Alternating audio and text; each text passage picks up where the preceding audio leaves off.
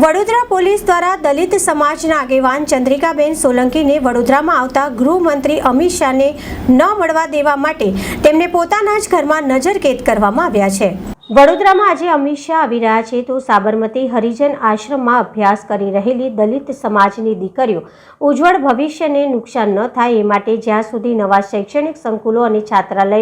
બને ના ત્યાં સુધી સાબરમતી હરિજન આશ્રમમાં જેટલા પણ શૈક્ષણિક સંકુલો છે અને છાત્રાલય છે એને ચાલુ રાખવામાં આવે તો અમિત શાહ અમારા દલિત સમાજના આ ગંભીર પ્રશ્નનું તાત્કાલિક નિરાકરણ લાવે, નહીંતર સમગ્ર દલિત સમાજને સદર સાબરમતી હરિજન આશ્રમ બાબતે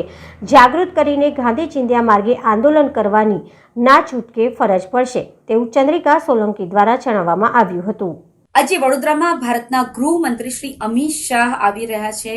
ત્યારે વડોદરાની પોલીસે મને મારા સમાજના એક ગંભીર મુદ્દે કામ કરવા જતા રોકી છે અને મને મારા ઘરે જ નજરકેદ કરી દીધી છે। ત્યારે આ વિડીયોના માધ્યમથી હું જણાવી રહી છું કે અમદાવાદમાં સાબરમતી હરિજન આશ્રમ આવેલો છે અને એ આશ્રમમાં દલિત સમાજની દીકરીઓ વર્ષોથી અભ્યાસ કરતી આવી છે। આ સાબરમતી હરિજન આશ્રમના ટ્રસ્ટી શ્રી જયેશ પટેલ કે જેઓ ગુજરાતના ભૂતપૂર્વ પ્રથમ મહિલા મુખ્યમંત્રી શ્રીમતી આનંદીબેન પટેલના જમાઈ છે અને આ જયેશ પટેલે અમારા દલિત સમાજની દીકરીઓના ભવિષ્યને કચડી નાખવાનું એક ષડયંત્ર રચ્યું છે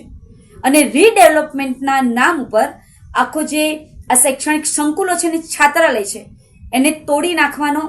કારસો રચ્યો છે અને આ શ્રી જયેશ પટેલે કરોડો રૂપિયાના કૌભાંડ કર્યા છે। તો આવા કૌભાંડો બહાર પાડવા અને ન્યાયનો અવાજ ઉઠાવવા માટે બહાર જતા રોકી અને નજરકેદ કરી દેવામાં આવે આ કેટલા અંશે વ્યાજબી છે ને ખરેખર તમે એવું ઈચ્છતા હોય તો અમિત શાહ જ્યારે વડોદરામાં આવી રહ્યા છે તો અમે એમને કહેવા માંગીએ છીએ કે અમારા પ્રશ્નોને અને અમારી રજૂઆતને તમે સાંભળો અને અમારા જે પ્રશ્નો છે એનું નિરાકરણ લાવો। અમારી ફક્ત વાત સાદી અને સરળ એટલી જ છે કે સાબરમતી હરિજન આશ્રમની અંદર જે શૈક્ષણિક સંકુલો અને છાત્રાલયો નવા બનાવવાની વાત છે તો જ્યાં સુધી નવા ન બને ત્યાં સુધી અત્યારે જે શૈક્ષણિક સંકુલો અને છાત્રાલયો છે એને ચાલુ રાખવામાં આવે। બસ અમારો આ જે મુખ્ય પ્રશ્ન છે દલિત સમાજ સાથે થતા અન્યાય બાબતનો એનો તમે તાત્કાલિક ઉકેલ લાવી દો અને આજે જયેશ પટેલ છે ભ્રષ્ટાચારીઓ એવા ભ્રષ્ટાચારીઓના ભ્રષ્ટાચારને ઉજાગર કરી અને એમને એમના કર્મોની આકરામાં આકરી સજા આપો।